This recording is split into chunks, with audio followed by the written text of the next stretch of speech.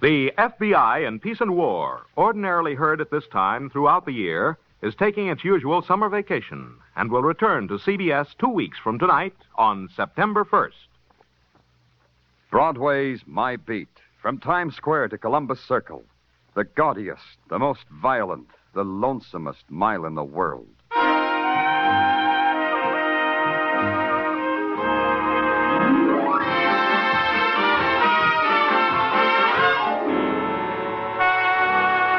Broadway's My Beat, with Larry Thor as Detective Danny Clover.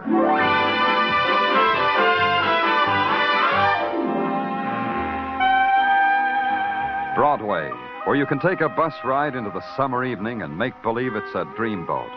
Then, Broadway's as innocent and nostalgic as carousel music. But if you walk, you can get hit in the face by a guy fishing for nickels under a grating.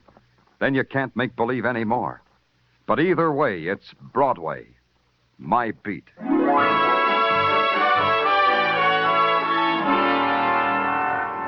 Danny! Danny, come in here.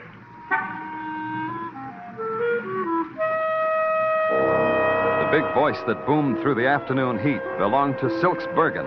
Him, the heat couldn't bother. There wasn't enough of it. Silks was a jockey, about 5 hands high, and with a wet saddle he might have scaled 110. He waved to me from the doorway of a haberdashery store. In here, Danny, in the store. Yeah, Silks, sure. I've been waiting. I said I've been waiting for you to pass by, Danny. What's the matter with your voice, Silks? You're down to a whisper. Laryngitis. Had it for a week. Hey, Danny, I wanted you should meet a friend of mine, Joe Murdoch.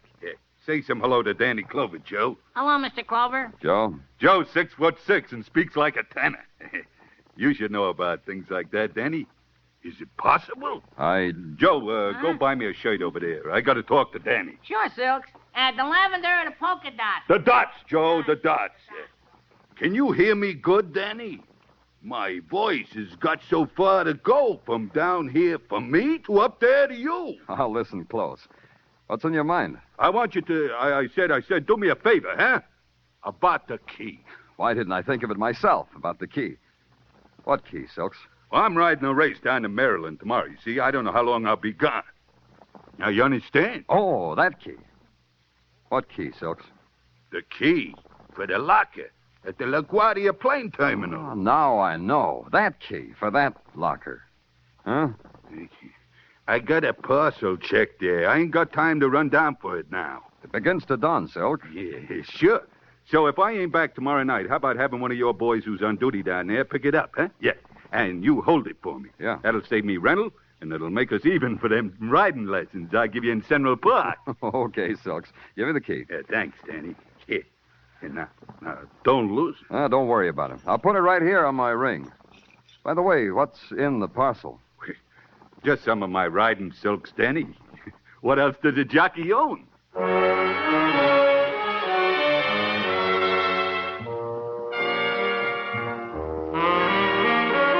I patted Silks on the head, bit him a fond yoicks, and mushed back into the tropical heat of Broadway. Tropical was an illusion that wasn't hard to believe. The crushed pineapple and papaya stands, the coconut milk in real whiskered coconuts, the sly, grinning beat of the native drums heard through wilting loudspeakers, the girls, the luminous girls in their grass sandals and 14th Street sarongs. And then one whose lips looked as if they'd been painted with wild strawberries stopped me and kept me from my appointed rounds. I didn't mind. I'm so honest. I don't have the price of a dream, and I'm honest. Here, you dropped this. What? This $100 bill. You dropped it. Take it before it burns through my hand. $100. Wasn't I the careless one? Must have been in that Cracker Jack box I just threw away. Never throw anything away, Mr. Clover. There can be a prize in each and every package. That's a hard thing to remember. Will you help me try to remember, Miss... Ames. Belle Ames. Oh. You ever need any help, Mr. Clover? Ring for Belle Ames. That's cute. Very cute. Now maybe I can do something for you, Belle. Maybe give you back all this money you said I dropped. All right, so I lied. All you have to do is believe you dropped that money and listen. See how easy it is? $100 and no pain. For $100, you can throw in a little pain. Who do I listen to? It's written on the bill. Marty wants to see you. Oh? Marty says it's easier to talk to people who have money. He likes people with money. He says they listen better that way. I'm a fool for psychology, Belle. Let's go listen to Marty. Not me, Mr. Clover. You. It's you he wants to listen. Hey, come back here. Belle, come back here.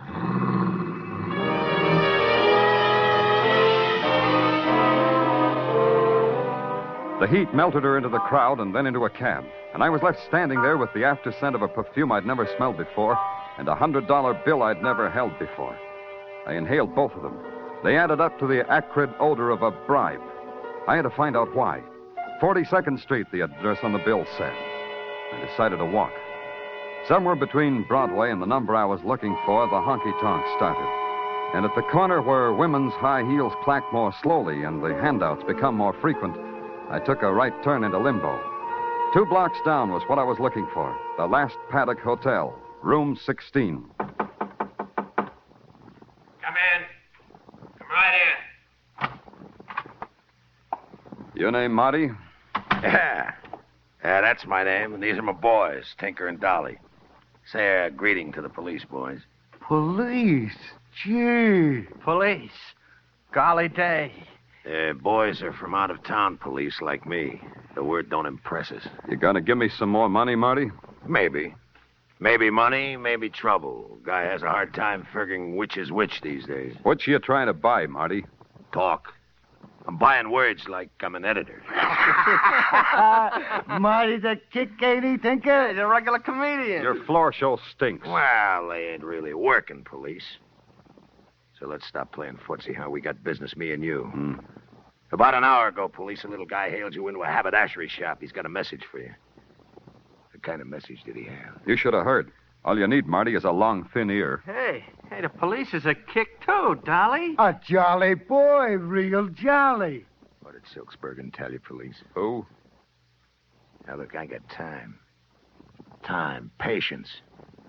Let's do it again.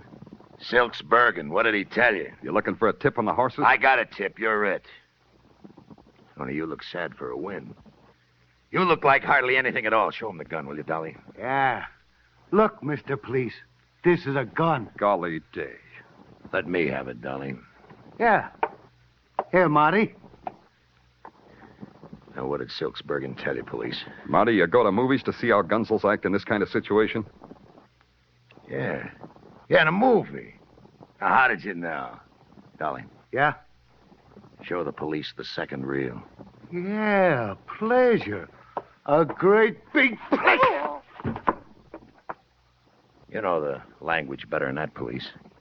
You might say something. Your 2 muscles and your gun make me bashful. Stage fright, huh? Dolly. Yeah. Hey, Tinker, this is fun. Yeah. You can play too, Tinker. Yeah, such a jolly guy. Playing movies with a jolly guy. A jolly guy.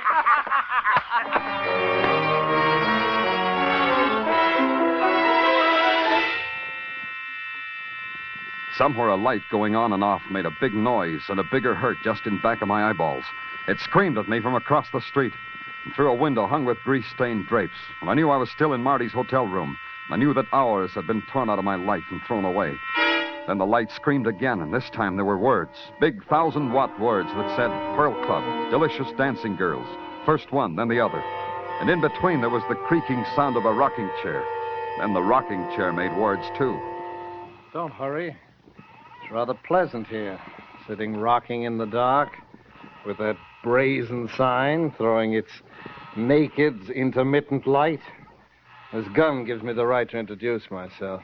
I'm Gil Sherry. Oh, should I know you? Perhaps. I believe I'm in the class book of one of our more venerated colleges. That's my identity. A thesis on Gil Sherry would make lurid reading for the boys with the old school tie, don't you think? I wouldn't know. Read me a chapter. Oh, delighted. Chapter 1 begins. Early in life, I learned to love money. It was a symbol of the sordid life into which I'd fallen. Now, sitting in a bleak, villainous hotel room, my comrades, a detective and a corpse. The corpse and the detective. Is that all me? Not quite. You're the detective, true, And the corpse is the true corpse lying in the corner. Huh? And I believe he's a friend of yours, Mr. Clover. Silks. Silks. Rather fancifully named, don't you think? Silks Bergen. Proud, colorful name. But pride and color seem to have drained out of him. Maybe he's ashamed of wearing bullet holes where his polka dots ought to be. He was a neat little guy. So? And he'll be pleased with death. Death is so precise. Closes your mouth, too. That wasn't smart of Marty. Marty realizes that. That's why I'm to keep watch over you until you open yours and tell us what Silks had to tell you, huh? Oh, by the way, here are your meager belongings. Yeah. Your wallet, a key ring, your badge, and a $100 bill. Marty's orders. That's good of him. They're all there? Yeah. You said $100 like they were words that hurt you. As I suggested, money is beautiful, Mr. Clover. Money buys money. Money is an ecstasy of an exquisite pain. Oh. Gil, I dropped the bill. Huh? If you pick it up for me, I'll let you hold it for as long as you want. Go on. Touch it, Gil. Feel it. Oh, that, yeah. Yeah, Gil. And get this! I'm not going to send my boys to college. Their noses break too easy. Took 15 minutes for the riot squad to clean up room 16. I booked Gil Sherry as an accomplice to murder, and the morgue booked Silks Bergen. The thing I had to do now was break a promise to a dead man. I couldn't wait until tomorrow to use Silks' key, the key that Marty didn't even notice. A half hour later, I was in the big waiting room at LaGuardia Field. American Airlines DC-6 leaving at Gate 5 for Chicago and Los Angeles. Loading at Gate 4. Hiya, Lieutenant Clover. What brings you down here? Evening, officer. Had any trouble? Locker thieves? No, only trouble was a 3-year-old kid in a $400 cowboy suit screaming because he lost his nurse and chauffeur at the same time. Where's locker 147? 147? Right over here, sir. Let's go. Now, let's try this key. Suitcase, Lieutenant. Yeah, pretty heavy. Something you're looking for? Hold on a second. As soon as I get this open. Holy... all that dough. 10s and 50s and 100s. Yeah. What could be bought with that? It's been bought, officer. A lot of blood. Bought and paid for.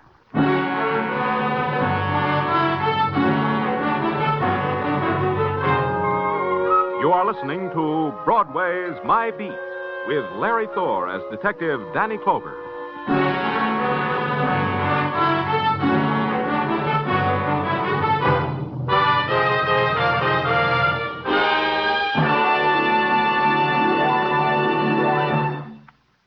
Practically all of Casey, crime photographer's adventures are summed up in the title of tonight's show, Big Danger. If you haven't met this ace newspaper cameraman, his pretty assistant, and Ethelbert, the merry bartender, if you're looking for a top-rating thrill show, be sure to hear this latest of crime photographer's adventures. Along with Escape, which tonight will present Irvin S. Cobb's Snake Doctor, crime photographer is heard on most of these same CBS stations. Now back to Broadway's My Beat.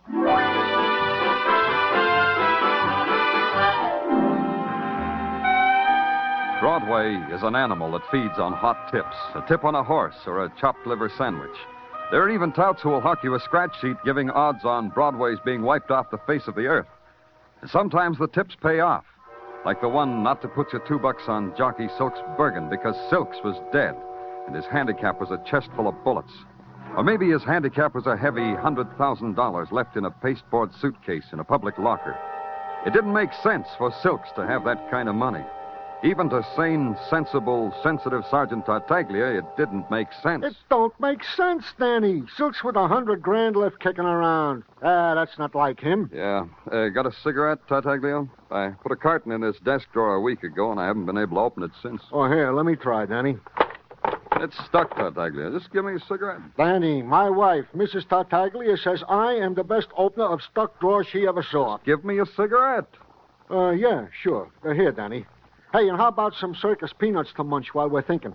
When do you have time to go to circuses, Sergeant? Oh, not me, Danny. Wasn't me, it was my kid. Yeah, there was a street carnival on Mulberry Street, so it was my kid. Okay. Oh, for a minute there, Danny, I thought you were munching me out. All right. Playtime's over, Sergeant.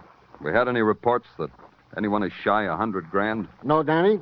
The money has been reported neither lost, stolen, nor strayed. Did you check whether Silks made any bets that would have got him that kind of money? Yeah, Danny. The word from our stoolies is that no bookies is out that kind of dough. Not out the Silks, anyway. The word also is that Silks didn't have a wrinkle deuce to bet on his own name. Yeah. What do we got on the man they call Marty? Not a thing. Aside from his autographed $100 bill. No, we can't find him, Danny. We can't trace him from no place to no place. Danny, you feel all right from that beating? I've had it better. Sergeant, what's on Belle Ames? Likewise. It's an empty day with a hole in it, isn't it, Tartaglia? Yeah. Huh? If you want me, I'll be in Gil Sherry's cell. There must be somebody who can tell me something. Anything.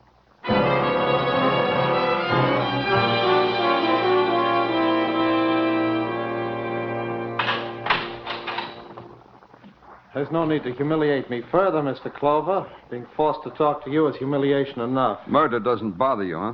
As long as it's not mine. Dying can come to a man a lot of ways, Sherry.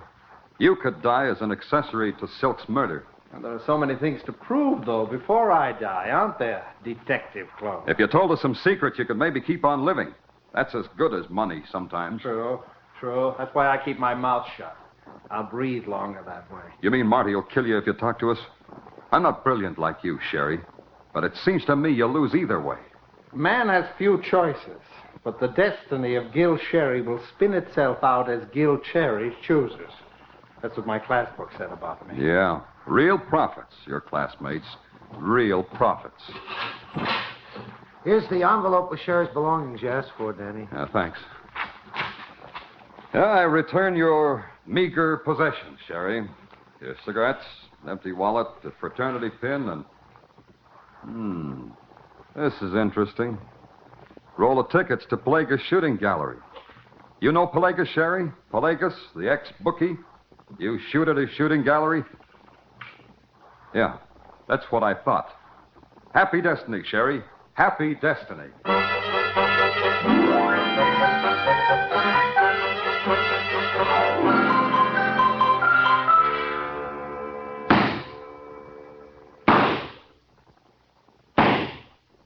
Hello, Pelagus. Keeping in trim? Pardon me, Danny. You're in my way. Oh, sorry. Nice shot. You angry at somebody? What's on your mind?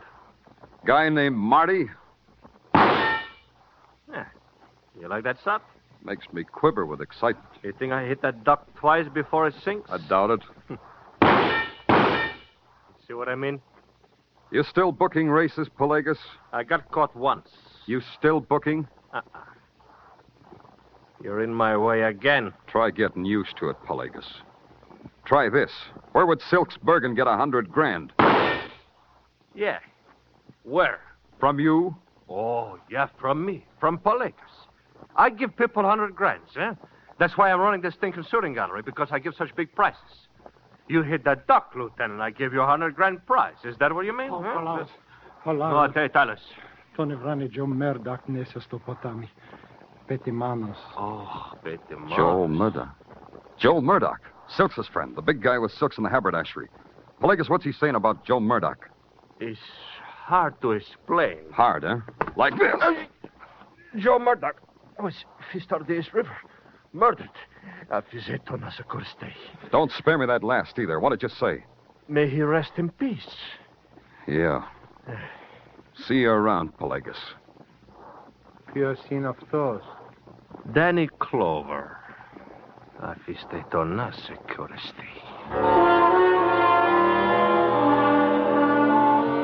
was a thought I had to think. That pal Joey Murdoch was dead for the same reason that Silks was. I checked headquarters, found out that Murdoch's last known address was the Last Paddock Hotel. He shared a room there with Silks. The environment made its own possibilities. The lobby of the Last Paddock had a new embellishment. Above the clerk's desk was an embroidered wreath. To Silks, it said, "You finally beat the bookies." The clerk didn't sound funereal at all. Sorry, mister, you gotta come recommended. The last paddock don't rent rooms to just any fink that asks. I didn't mention room. The sign under your chin says information. I'll take that. You don't look like you carry that much dough. I got it sewn under my lapel. Here, take a look.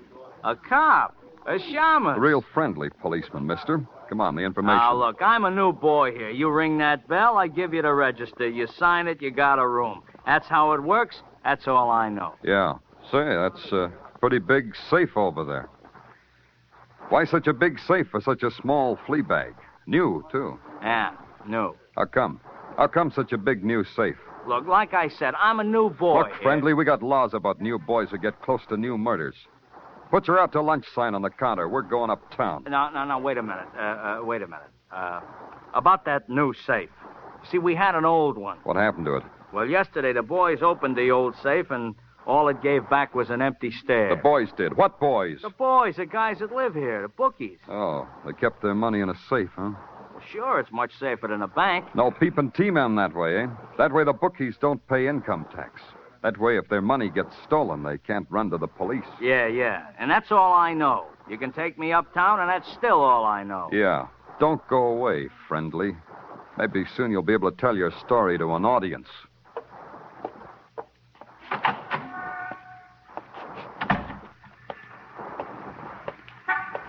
Get in the car, Clover. Well, Marty.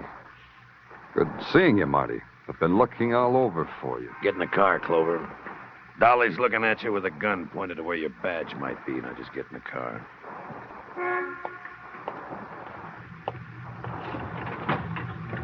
Hey, Tinker. Hey.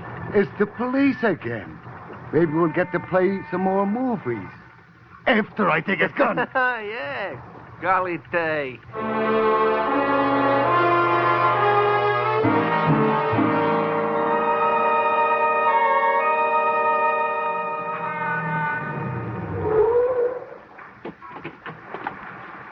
You'll play later, boys. Wait out here. Oh, Marty. Wait! This way, police. In that house.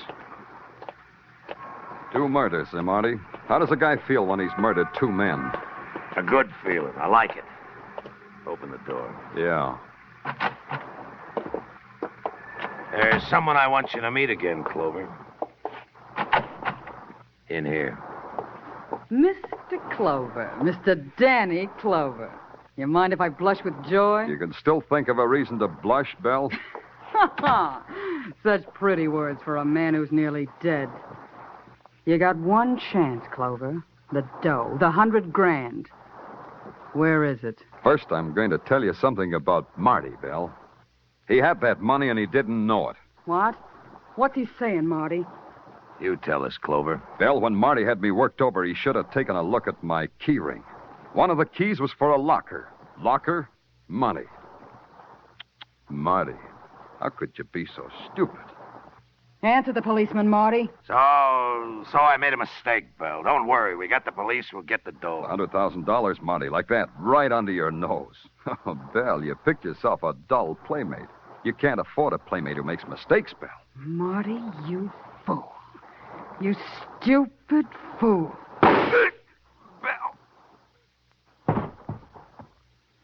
I've got to ask you, too, Belle.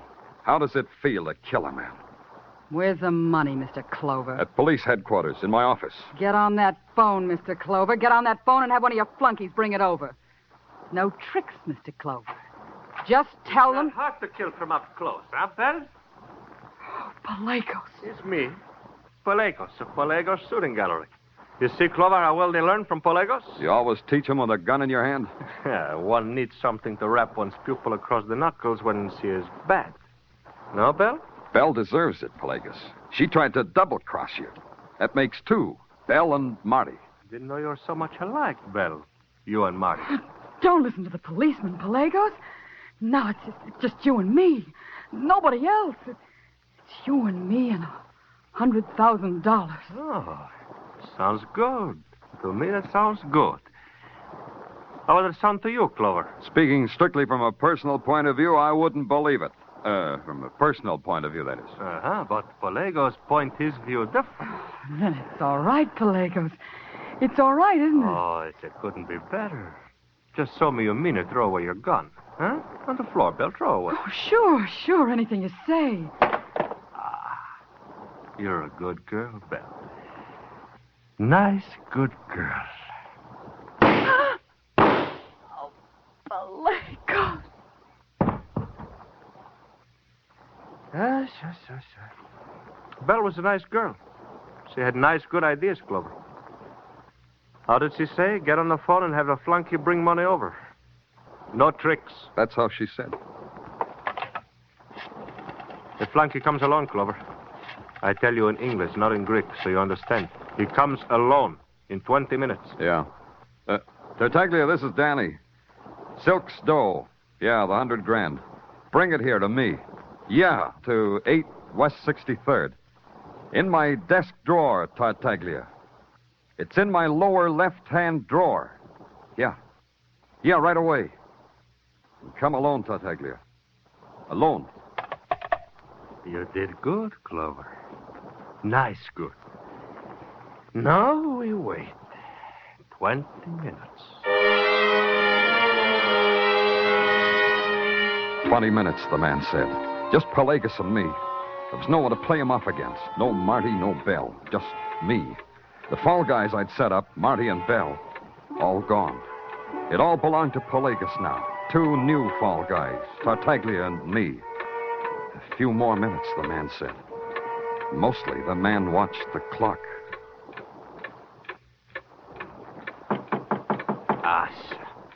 You're lucky, Clover. In 2 minutes, you could have died. Open the door. Hiya, Danny. Well, here it is. I brought the dough just like you said. Hey, you know, it's good to get away from the office. Put a suitcase on the table. Huh? Hey, it's Pelagos. Hey, and he's got a gun. Hey, Danny, what Give the man goes? the suitcase, Tartaglia. Well, whatever you say, Danny. Clover. You're a nice, good fool. I get the money, you still die, huh? You and the flunky. Huh? Talk to us before we die, Pelagos. I like to talk. What do we talk about? That was your money. Silk stole it from the safe at the last paddock. Thought he could get away with it. He thought you couldn't do anything about it. But you crossed him. You had Marty kill him and his friend Murdoch. You talk all by yourself, Clover. You didn't let me say a word. Now fold your hands behind your head and stand facing the wall. You both. Good. That's nice, good. Now I want to look once more at my money. It's too long since I looked at the money. Yes, the money. Something wrong, Pelagos? This money is... It's what, Pelagos? It's nothing but paper. Lousy torn-up strips of dirty newspaper. Paper is nothing but Hit the floor, Tartaglia. I'll take him. Oh! Nice good, huh, Pelagos? Yeah. Nice good.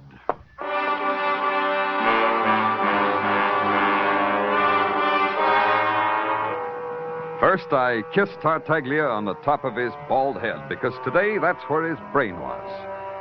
My lower left-hand desk drawer had been stuck for a week, and he'd gotten the cue.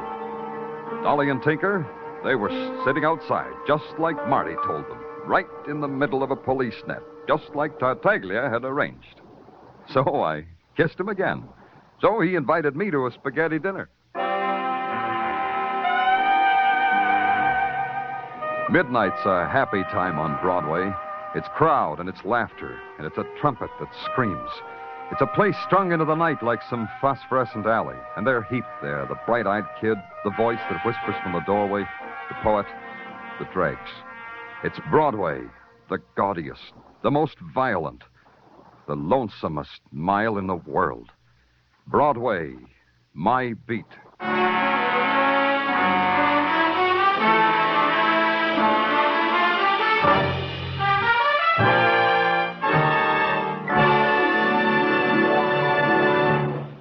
Broadway's My Beat, with Larry Thor as Detective Danny Clover, is produced and directed by Gordon T. Hughes, with script by Morton Fine and David Friedkin.